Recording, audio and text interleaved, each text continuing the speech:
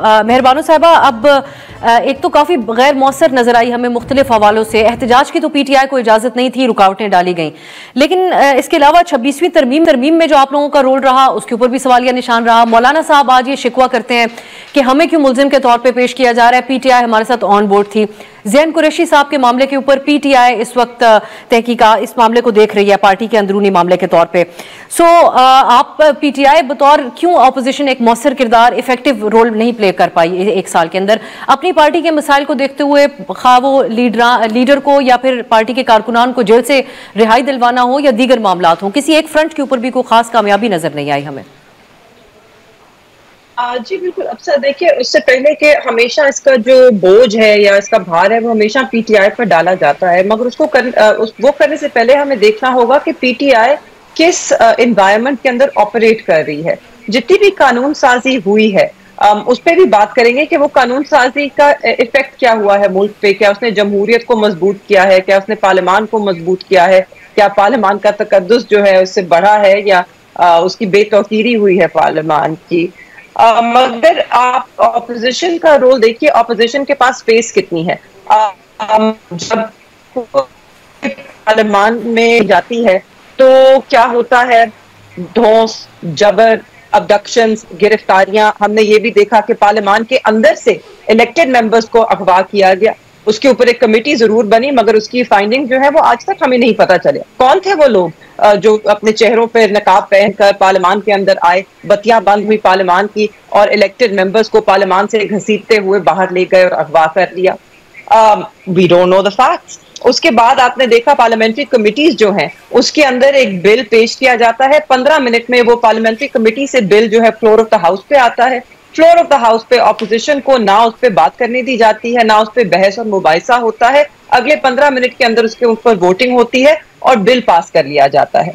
तो पार्लियामेंट जो है वो रबर स्टैंप भी कहना बहुत ज्यादा होगा। Parliament is like it's like an I don't even know उसको कहे क्या पार्लियामान को इसका, क्योंकि पार्लियामान की कोई कंटेम्प्ट ना, मैं कह रही हूँ आप, हाँ, कोई कंटेम्प्ट ना हो पार्लियामान की, आजकल कुछ मालूम नहीं होता। कौन सा कंटेम्प्ट हो सकता है इस पार्लियामान पे कि जिसका अपना कोई तकद्दुस ही नहीं, इस पार्लियामान की अपनी कोई लीगैलिटी ही नहीं। और पार्लियामान का क्यों तकद्दुस इस वक्त नहीं, पार्लियामान की अहमियत क्यों नहीं? क्योंकि पार्लियामान में बैठे जो भेड़ बकरियां हैं वो भी जानते हैं कि वो एक जाली मैंडेट पे बैठे हैं। उनको जिन लोगों ने फॉर्म 47 थमाए हैं उनको थोड़ी ना वो आंखें दिखाएंगे। उनको जो कानून साजी दी जाती है और कहा जाता है इस पे आपने बिल पास करना है, वो कर देते हैं। ना वो पढ़ने की कोशिश करते हैं, ना समझने की कोशिश करते हैं कि वो बिल पास क्या कर रहे हैं। अब इसमें पीपल्स पार्टी का जो दोगला किरदार रहा है, बाहर वो स्टेटमेंट्स बड़ी अच्छी देते हैं कि हम इसके खिलाफ हैं, हम आजादी मीडिया के लिए खड़े होते हैं, हम आइन के लिए खड़े होते हैं, हम बुनियादी हकूक के लिए खड़े होते हैं। मगर जब जब कोई कानून साजी आई कि जिसने इन तीनों चीजों पर ज़र्ब लगाई, पीपल्स पार्टी सबसे आगे थी वहां पर वोट देने के लिए। चाहे वो पीका जैसी तरमीम हो, पीका एक्ट हो, चाहे वो 26वीं आईनी तरमीम हो। इन दोनों कानूनों, अगर सिर्फ इन कवानीन को हम देखें तो इन दो का जो इफेक्ट रहा है पाकिस्तान की जमहूरियत और पार्लियामानी और जुडिशल निजाम पे, उसकी ये बर्बादी का बायस रहे हैं और ये तारीख में याद रखा जाएगा। Through the 26th amendment judiciary को महकूम कर दिया गया है, उसको एग्जीक्यूटिव ब्रांच की एक एक्सटेंशन बना दिया गया है। जो आपके पार्लियामेंट का, जो आपकी आइन का एक सतून था सेपरेशन ऑफ पावर्स का, वो तो इट स्टैंड्स एब्रोगेटेड, वो तो अब है ही नहीं।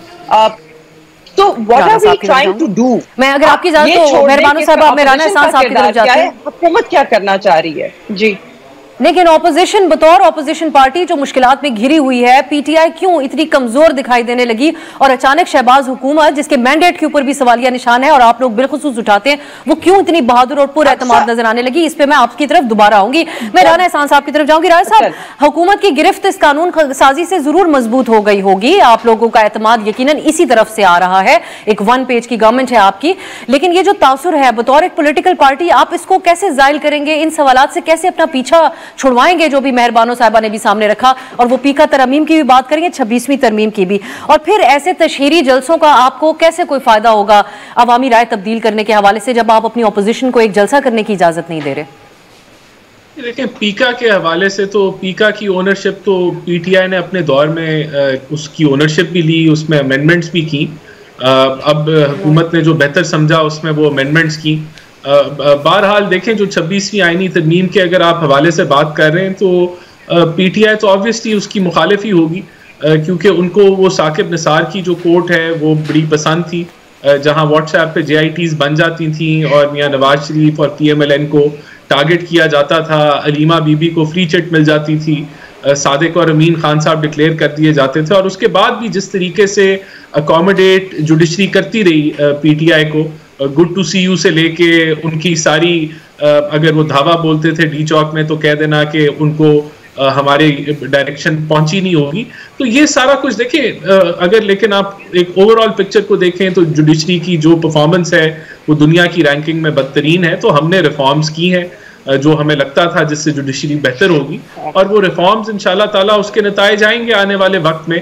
तो यहाँ मैं ये जरूर कहूँगा कि जमहूरियत को धचका पहुंचा है, और वो धचका खान साहब की पोलराइजेशन की सियासत की वजह से पहुंचा है, जहां अपोजिशन और हुकूमत ये कैपेसिटी ही नहीं रखती कि वो इकट्ठे बैठ के मुल्क की मफादात के ऊपर जो है वो कोई डिबेट कर सके।